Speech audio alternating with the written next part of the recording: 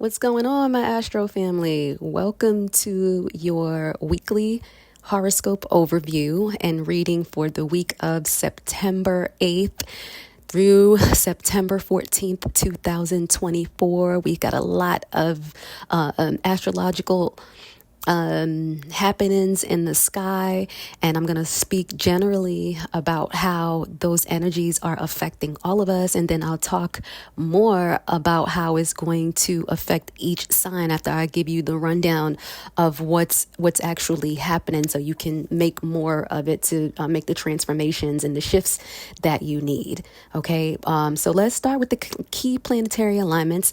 First, we have the Sun opposing Saturn. And with this aspect, you might feel like you're losing a little bit of your confidence because of negative thinking, which it's leading to moments of self-doubt. Unfortunately, this is the effect of Saturn. So we just have to work through it. You will definitely feel like progress is slowed by the challenges of these negative thoughts. There's going to be some delays, and that's going to be a little bit confusing. Okay, but this period is encouraging us to go within and to have some self-reflection, so we can take responsibility with regards to what's going on in our lives. And that self-reflection is going to lead to the personal growth that is meant to put us on the path of, despite the restrictive energy that Saturn is bringing. Next, we're going to have Mercury quincunx Neptune. Now, just really quickly, if you don't understand what a quincunx is, that is when you have signs that are 150 degrees apart and they just don't speak the same language. They don't understand each other.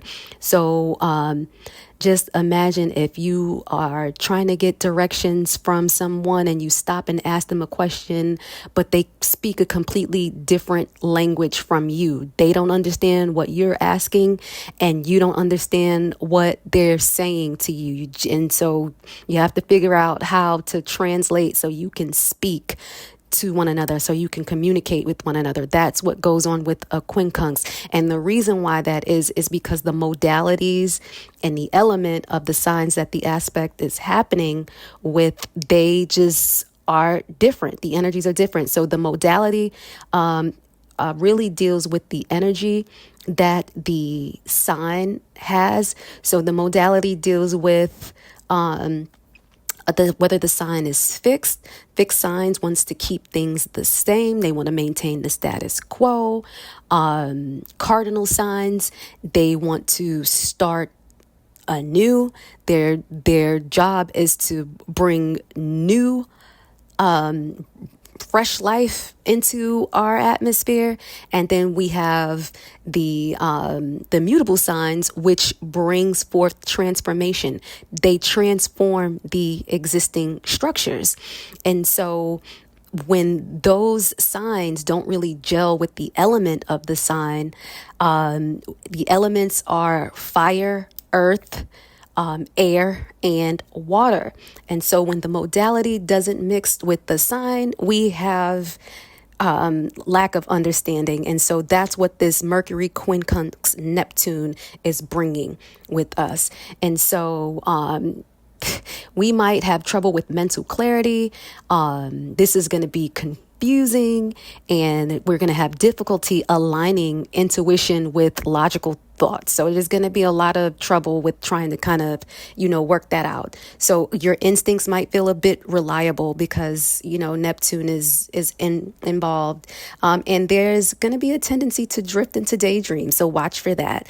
Productivity and communication could suffer as well due to this kind of hazy energy. So, we'll have to figure out how we're going to get through that, and I'll talk more about that in a bit.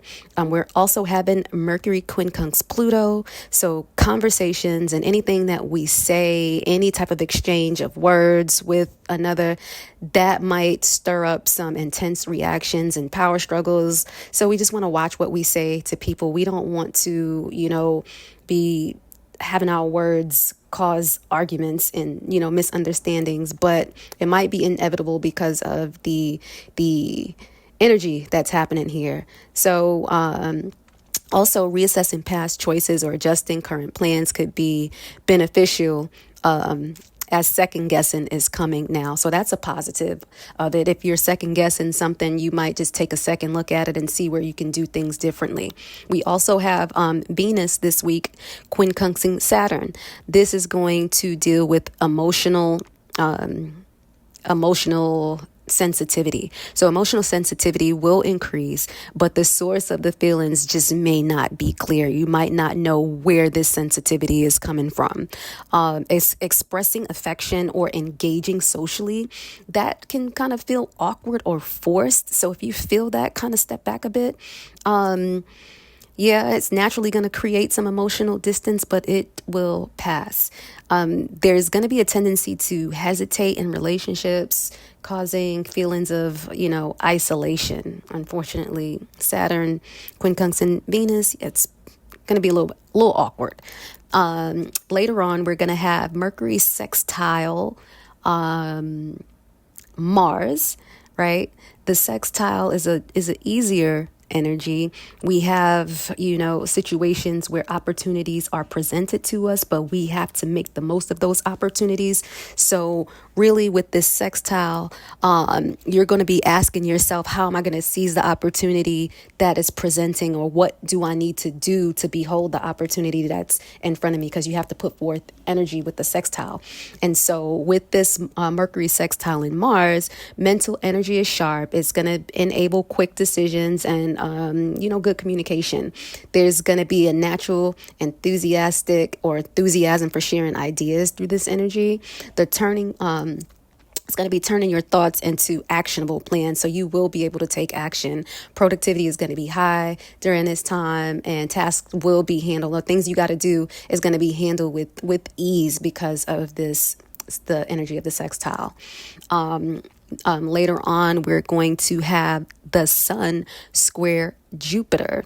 Now, with squares bring on full-on battles, tension, struggle, and conflict. But the point is you need to find a solution so that you can, end up at a better place than after figuring out what the solutions are going to be. Also, squares ask you to find your strength, right? How do you best use this energy to solve the problem or the challenges that's being put before you, right? You want to ask yourself, who do you want to be, or who will you be when this challenge is over, right? How is this challenge teaching you to dig deep and to find your strength? That's why, squares are hard, but they make us who we are. So embrace this energy, right? And with the Sun squaring Jupiter, there's going to be a sense of dissatisfaction and restlessness that may arise. But, it's prompting you to desire more and to find your strength and take the action to be who you want to be and to have the outcome that you want when the challenge is over. There is a risk of overreacting and creating inflated expectations. So just be aware of that. Your optimism, ultimately is going to be high with Jupiter there, right? And the moods may be a bit unstable because Jupiter is blowing it out of proportion, but the energy can feel creative. So use it wisely, right? Find your strength and overcome. That's the point. Now, guys, I want to quickly go over what's happening with the moon, because the moon greatly affects our emotions, or it can affect our emotions. And if we know what's going on, we can make the most of these influences. So the moon's transit is going to be transiting through different zodiac or different signs throughout the week. Each sign the moon passes through is going to bring its own unique energy that's going to impact us significantly. It's going to impact our relationship. It's going to impact our interactions with folks. So you want to be abreast of what's going on. The moon stays in each sign for about 2.5 days. So understanding the order of the transitions can actually help us, prepare for the emotional landscape that we're going to be walking into for the week. And so this week, the moon is moving through Scorpio, Sagittarius, Capricorn, and Aquarius. Okay. And so when the moon is in Scorpio, our emotions are deep and intense, driving a desire to explore the underlying truth of, situations that we're in the midst of. And so there's a strong pull towards introspection with this transit, and it's making it a powerful time for personal transformations and shedding old emotional baggage. So feelings of progressiveness or suspicions may also arise. So it's essential to avoid any manipulative behaviors or obsessive thoughts at this time. So you're warned, right? The best activity, you want to manage your finances during this time, engage in deep self-reflection or research. You want to work on personal transformation or psychological healing. That's great with this energy. This energy is great for that. The moon in Sagittarius is going to bring a sense of optimism and adventure, pushing you to seek new experiences and explore different perspectives. All right. It's going to shift the focus away from the details and the desire to look at the broader picture will become strong at this time. Spontaneity is the key here, and there's going to be a tendency to act on impulse rather than on plan. So watch out for that. There may be a risk of overextending yourself or exaggerating situations. So it's important to stay grounded during this time.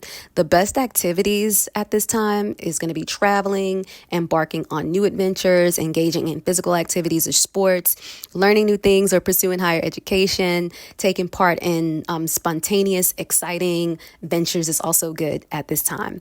And so when the moon is in Capricorn, the need for structure and discipline is going to become more apparent, and that's going to push you to focus on long-term goals and responsibilities. Time management becomes a priority, and there's a strong desire to work towards tangible results at this time. The energy feels serious and goal-oriented when the moon is in Capricorn, and that makes this a good time for productivity. Though emotions may feel a little bit restrained, right? This period can also feel a bit heavy, but it provides a strong foundation for success overall. The best activities during this time is going to be working on career goals, long-term projects, organizing practical tasks, or making long-term investments, planning and structuring business ventures or personal goals is all good when the moon is in Cap. When the moon is in Aquarius, a desire for freedom and innovation takes over. This leads to a focus on unconventional ideas and progressive thinking. That's Aquarius for you.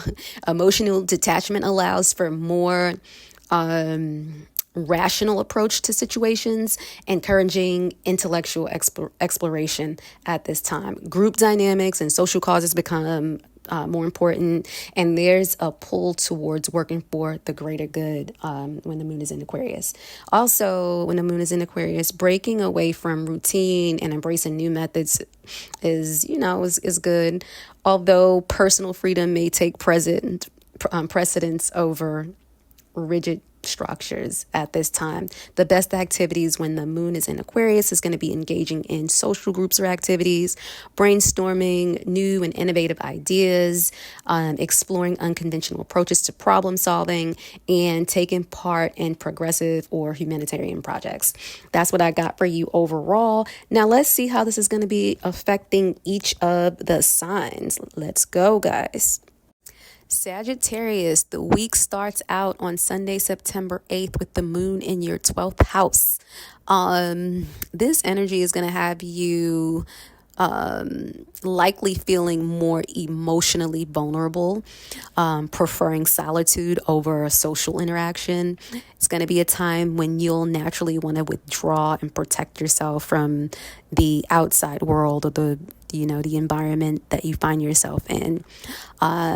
So my suggestion is engage in calming activities like meditation and reflection to recharge your emotional batteries, and so that for the sake of finding emotional peace. From the 4th through the 11th, so in the middle of this week, we are continuing the aspect with Pallas Athena and your sign, and this should have you feeling more focused on your own path, seeking to express your ideas and talents in a way that enhances your self-image. This period encourages you to take charge of your goals confidently, to showcasing your creativity, but be careful not to take on too many tasks at once. You're going to be attracting smart, innovative people who can introduce you to new ideas, especially in areas related to art and or holistic health. The 9th through the 10th-ish, Mercury is squaring your sign.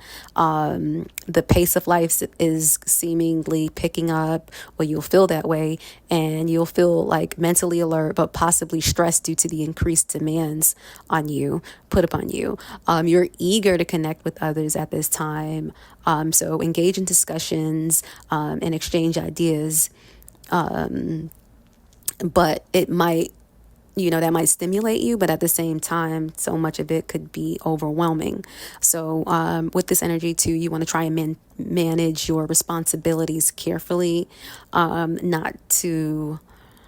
carefully so that you do avoid unnecessary frustration and tensions. The 9th through the 26th, so dead smack in the middle of this energy, you're going to have Mercury going into your 10th house. So when that happens, when that energy crosses, you'll be focused on career matters, laying out concrete steps to turn your aspirations into full-on achievements.